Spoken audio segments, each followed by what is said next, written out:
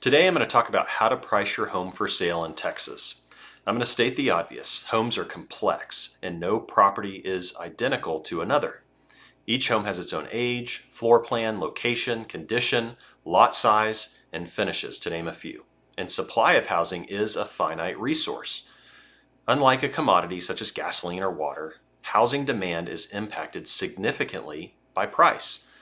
Price elasticity is when a slight price change creates a major change in demand for a product. Generally speaking, lower price points are more price elastic. So a price change from $100,000 to $105,000 can potentially hurt sales more than a price change from, let's say, $500,000 to $525,000, even though the percentage change is the same. Luxury homes are a different animal altogether, where some are price elastic and others are very inelastic.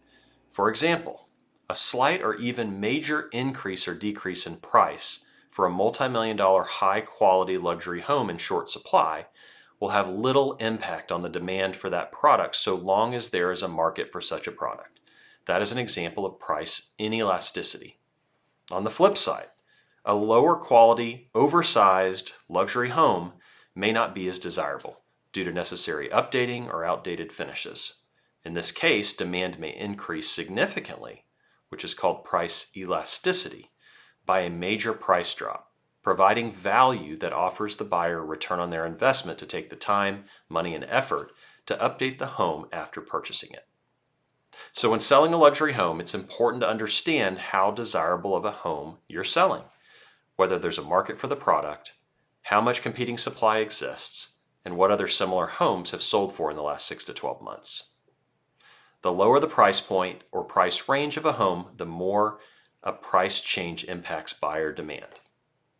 Here in Texas, the majority of realtors analyzing pricing and even appraisers valuing homes use comparable sales over the previous, like I said, 6 or 12 months in an area close to the subject property. And I also want to point out that homes and home sales are not equal. Some buyers and sellers get better deals than others. One month the home may sell for $1 million, while another similar home sells for $1.1 million due to higher demand the next month. So the comparable sales method usually produces a price range of best and worst case scenario based upon recent sales. Just remember that the future is not always a prediction of the past. No one knows for sure the outcome of a home sale before it happens.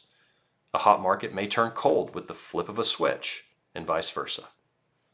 Housing supply doesn't grow quickly. It's expensive, it requires permits, zoning, time to build, etc. So supply can dip with a strong economy. In this case, prices can increase rapidly in a low supply environment. Inventory, however, can increase quickly with a recession, allowing prices to drop quickly when buyers have a lot of other options. Buyer demand can change quickly for many reasons, such as home prices, home supply, personal income, employment, and interest rates, of course. So when we value a home, we want to look at the market condition, current supply, recent sales, and competing properties for sale, and homes pending sale.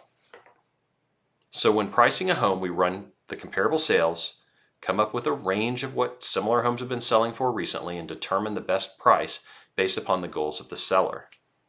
This may be higher or lower within the comparable sales range depending on the seller, the specifics of the house, and the timing of the market, whether we expect the market to go up or down, or whether we are listing in or off season. It may sound cliche, but the best way to find out what a home is worth is to list it on the market for sale. Once the home is listed for sale, buyer feedback is invaluable for fine-tuning the price. A busy street, bad floor plan, or required updates or repairs can have a disproportionately negative impact on the price. The best homes can theoretically get a disproportionately higher price more quickly. Regardless, sell the strengths of your home. Determine your timing needs and study the market and price accordingly.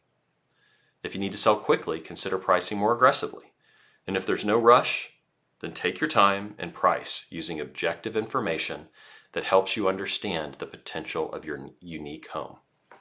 Either way, after listing the home, be open to making price adjustments if needed based upon feedback, days on market, seasonality, and other relevant circumstances.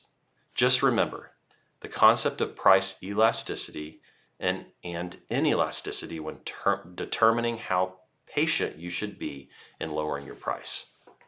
And keep in mind, the home will likely need repairs, so you might consider a pre-inspection to get in front of it.